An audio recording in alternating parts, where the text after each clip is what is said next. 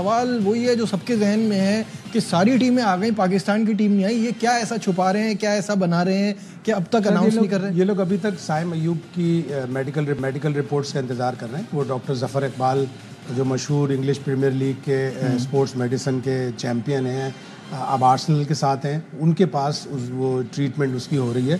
Rehab शुरू हो जाता तो हम ये कह सकते थे कि शायद चैंपियंस ट्रॉफी के लिए अवेलेबल होगा। मेरी इतला तो ये है कि Saim Ayub is out of the champions trophy, लेकिन स्टिल वो शायद मेडिकल रिपोर्ट्स का इंतजार कर रहे हैं। एक आध और चीज़ का होगा, लेकिन यू हैव अंटिल February 11।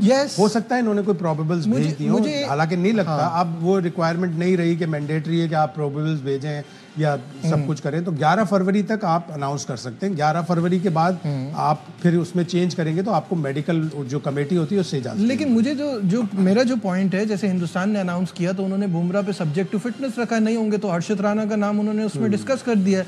तो ये हम भी कर सकते थे, इस बात के लिए इतना डिले करना। पाकिस्तान शायद होस्ट का पूरा इख्तियार लेना चाह रहा है। होस्ट हैं, हम आखिर में मर्जी से करेंगे, आखिर में करेंगे, अपनी मर्जी से करेंगे। और इस रेस में अचानक से खुशदिल शाह का नाम भी आ गया और कहा यह जा रहा है कि वो ट्राई नेशन सीरीज से कम बैक करेंगे। सब खुशदिल शाह का जब भी नाम आता है तो वेदर वी लाइक इट और नॉट, लोगों का एक ओपिनियन होता है कि ही ट्राइड एंड टेस्टेड, बहुत चांस मिल चुके हैं।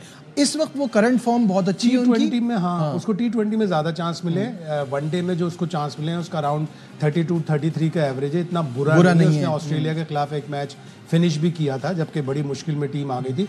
लेकिन किसी प्लेयर को T20 की लीग में, वो भी T20 की लीग जो सबसे कमज़ोर लीग है, जिसमें बॉलिंग का स्टैंडर्ड ये है कि बांग्लादेशी बॉलर्स छाए हुए हैं, तस्कीन की सबसे ज़्यादा विकटें हैं, और जो दूसरे नंबर पे जिसकी विकटें हैं वो आकिफ जावेद है जो कि खुशदिल शाह की ही टीम से खेल रहा है। तो आप बॉलिंग स्टैंडर्ड का अंदाज़ा लगा लें। बांग्लादेश प्रीमियर लीग एक ही हिसाब से इसलिए मशहूर है कि वहाँ क्राउड बहुत अच्छा है, बांग्लादेशी जाके ग्राउंड में फैंस आते हैं। लेकिन बांग्लादेश के स्टैंडर्ड पे अगर आप किसी को सेलेक्ट कर रहे हैं तो ये मेरे लिए बड़ी सरप्राइजिंग होगी। हाँ, अगर वो ट्राई सीरीज में कुछ कर दे तो आप उसे चैंपियंस ट्रॉफी का हिस्सा बना लें। बिल्कुल ठीक है। अच्छा, साथ साथ आपको नाजरीन को ये भी बता दें कि आईसीसी ने one day team of the year का ऐलान कर दिया और उसमें 3 पाकिस्तानी खिलाड़ी हैं, साइम अयूब, शाहीन आफरीदी और हारिस रऊफ।